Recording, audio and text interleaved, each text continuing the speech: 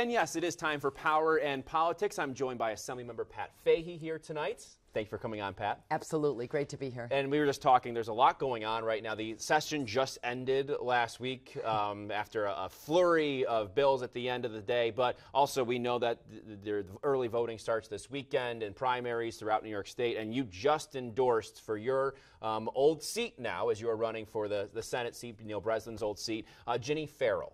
Why did you decide to back Ginny in this case? Well, session ended on Saturday, and I saw what it took to get some major bills through early Saturday morning. We still weren't sure if we'd get short-term rental, if we would get the Nano ground lease for the Nano complex, which we've been the epicenter. We're becoming the epicenter of the semiconductor industry. The St. Rose, I dropped everything to make sure we got that redevelopment authority, and I thought, who is the person that can hit the ground running and be relentless to make sure we get things done, whether it's here for Nano or St. Rose or whether it's statewide legislation, and it's Ginny Farrell. She helped me get into office, one of the first people around my kitchen table back in 2012, and she spent 4 years with me and has since been working with Deborah Glick, another assembly member, and it felt like the right thing. I had some initially was staying out, but the more I watched, the more I was realized that we need somebody that can hit the ground running. We also know that there's an Albany County District Attorney's race that has gotten a lot of headlines. You have David Soares, the current incumbent. You have Lee Kinlan, the challenger. Do you have a decision yet? And if and when you will endorse either individual? I've been talking to a lot of folks this week. Again, one session ended on Saturday morning. I've been talking to a lot of folks, and they know I will be coming out for Lee Kinlan. I don't think it's been public, but the campaign knows, and that too took a lot of thought that I couldn't focus on while in session. But I had doubled down in support of David Soares 4 years ago, and even 20 years ago.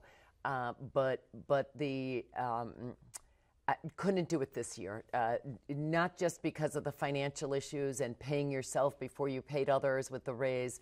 The office is not functioning to the degree it needs to be, and I think it was time for a change. Lee Kinlan brings that military preciseness, that discipline, and I think he'll have the aggressiveness.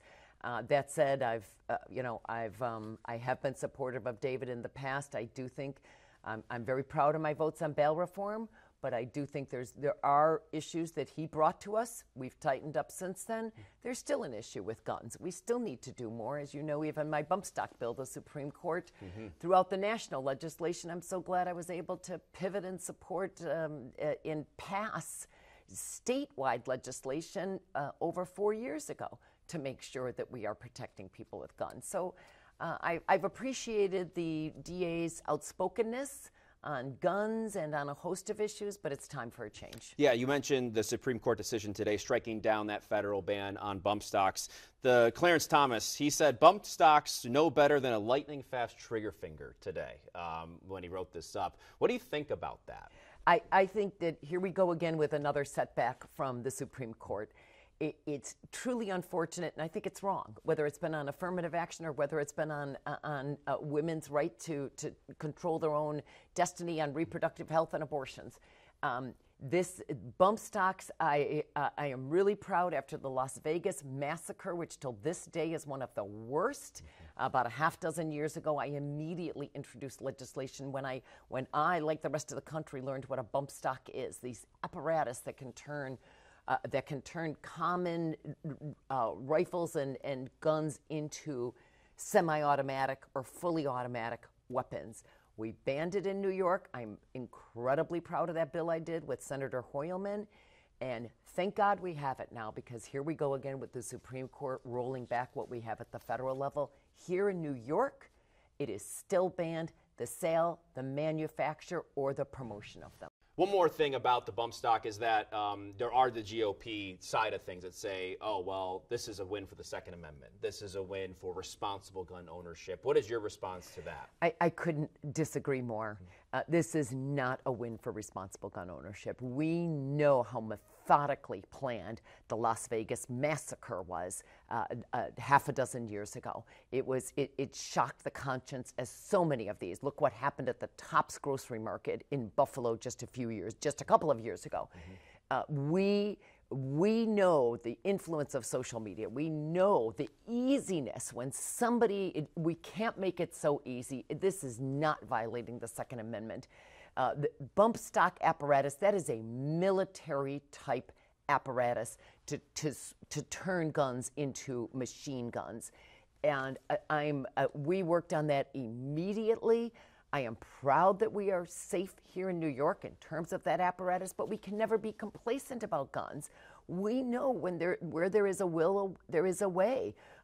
We know. Look at the emergency protective orders that we have passed since then.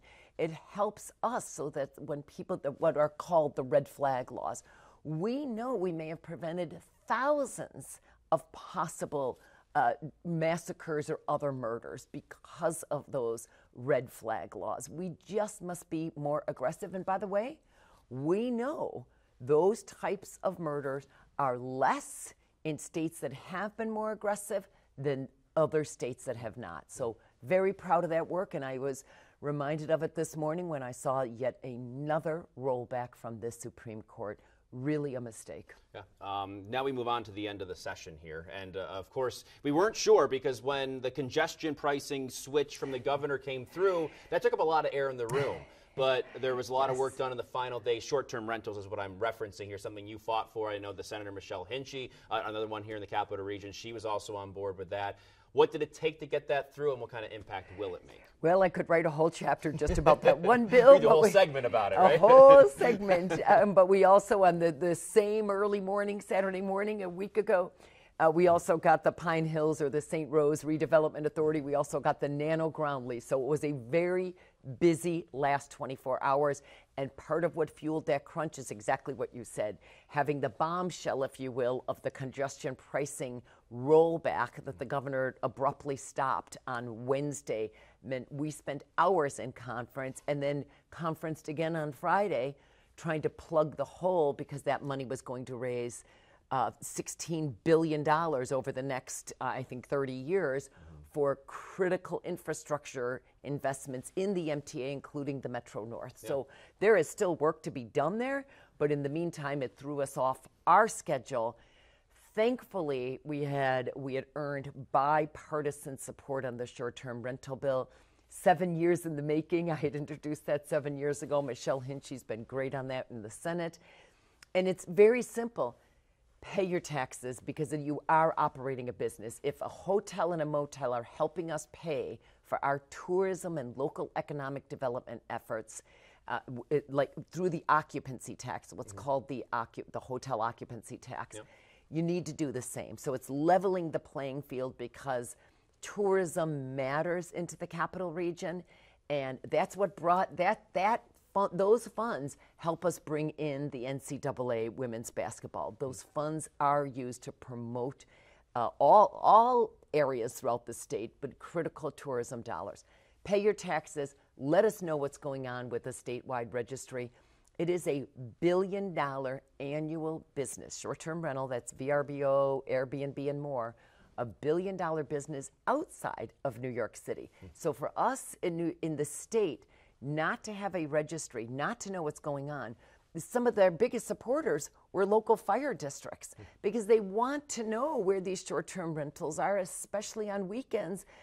4th of July is coming up. Fire districts want to know where these are. They want to know if they're pulling up, there may be 20 people in that house instead of the couple on their files who may own the house. Yeah. So that's become, we have seen exponential growth. It was time to get a better sense of reining that in. We're not banning anything. We're saying sign up with the statewide registry, level the playing field, and pay especially your occupancy tax, which helps fund tourism. I believe there's an element here, too, that does relate to housing when it comes to this. Absolutely. How does it impact? I know the governor, of course, we've heard all about housing the last couple of years. Is there a ripple effect there? There's a complete ripple effect because what we've seen with the housing crisis, especially during COVID, We saw sales and prices of housing go through the roof. They skyrocketed. At the same time, we've seen that skyrocket of short-term rentals. So it's been a lot of investor properties coming off the market, not for long-term rentals or not for first-time home buyers, but investors buying short-term rentals that they have no intentions of living in.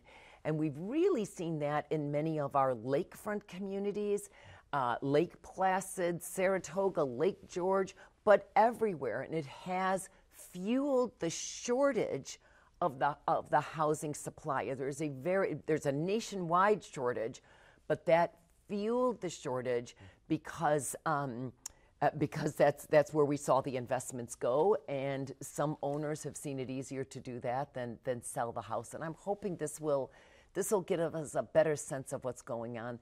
This legislation, it took 7 years, but it is going to have national repercussions. It's the first statewide registry outside of the state of Florida, of all places. Interesting. Yes. Another, you mentioned it was St. Rose and the campus there, and what the state had to do to be able to help move those properties forward. How did that work, and how quickly now can you see things turn around here? Well, serving as the higher education chair for these last 2 sessions, it's one of the proudest appointments I've had, and so grateful to the Speaker of the Assembly.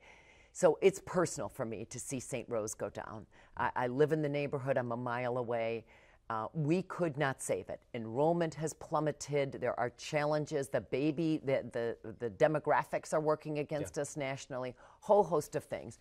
We thought there might be a buyer. You saw Truro might have stepped in. There wasn't. So right now, $48 million in bonds. $48 million are owned on that one campus, and they're owned by out-of-state, multinational, multi-billion-dollar bondholders. We needed control of that property, which is what this St. Rose Pine Hills Redevelopment Authority will do. That too passed on Saturday morning. It became my #1 bill. I would have thrown everything aside. I also had the heat bill. I had a lot of major legislation, but that was critical to make sure we control that here at the county level. A shout out to the county executive for stepping up, because it will be the county working very closely to make sure we get control of that from the bondholders. So we will have to see bonds issued. Either way, this is going to bankruptcy court, but it's now the #1 bill to get signed by the governor. That's 87 buildings there at the St. Rose campus, and it's a crater going off in the heart of Albany if we don't do that. And I'm determined to make us see lemonades be made out of the lemons we've been dealt. Because that transition, that turnover of ownership has held some of the pieces of Albany back, you could say, right? Because you look at Central Warehouse, of course, the Doane Stewart campus, after that almost led, you could say, to the fire, just because of the lack of just attention there because of what had gone on with previous ownership. And then St. Rose, you can see that that's really important, right? Well, to be able to say, we can transfer this a little bit quicker at the end of the day. Absolutely. Yeah. And it is, I've already been making calls to the governor's office. We need that bill signed right away. Saw Senator Breslin this morning. He carried the bill in the Senate. And your perfect example, we saw what happened with the old Doane Stewart Kenwood Academy. Ignored, kind of languished, tied up in bankruptcy because of back taxes. And the key part of that beautiful site burned to the ground just over a year ago. We cannot have this sit empty and ignored. We need control. We need it. And we can't have that control from out-of-state multi-billion-dollar bondholders. So this way, if we can get control through the county, that is going to be key, because we have a lot of interest in it. There's a lot of interest from the Albany schools, from the YMCA, from Albany Pro Musica. There's a lot of interest, but it's going to take work. It's 87 buildings. While we're talking about properties, we could say there is that property now that's been slated for the soccer stadium that the county has been able to just get the last few parcels for. What is the state's role in trying to get that project moving? Because I know they have an aggressive timeline on it. Well, as you know, I'm hyper-focused on a lot of these projects. We've got 787. It's been a 5-year effort for me. to get that $5 million to get the feasibility study. We've got a lot. We just got $10 million to do a children's museum. Finally, I'm obsessed with getting us a children's science museum. Yeah, now the idea at the State Museum, fourth floor, right? Fourth floor, where the carousel is. We need more than a carousel. But this soccer stadium, that could really be just a true linchpin, and the mayor and the county executive are all in. Now, I'm one who has said stadium shakedowns. We need to make sure our numbers are right, and we do this right. This is not the Buffalo Bills. This is not $1 billion.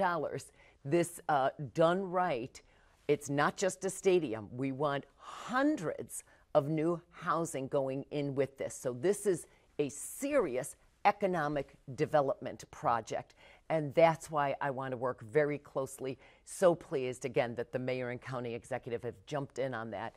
Just think about it. If we can get the soccer stadium plus hundreds, upwards of 1,000 housing units, if we can get this financing right, 787, the canal, the original Lock 1 of the Erie Canal unearthed. Yeah. A children's science museum, the port. I'm not leaving until we get those 500 jobs at the Albany port. Yeah. So we've got Harriman Campus and the Wadsworth Center. We've got there's a reason to be optimistic about the future of Albany and the entire capital region. Yeah, and we haven't talked about Central Warehouse, but you can tell that there is some movement there with the possibility of the demolition. And we had Jeff Buell on here a few weeks ago talking about the recycling of the building, which I think is probably going to unlock a lot of those next steps, because I think that was the hesitation to begin with. Absolutely. Right? There's been a back and forth. We tried. Yeah. We tried. Jeff Buell tried. Everybody tried to save Central Warehouse. It was not salvageable.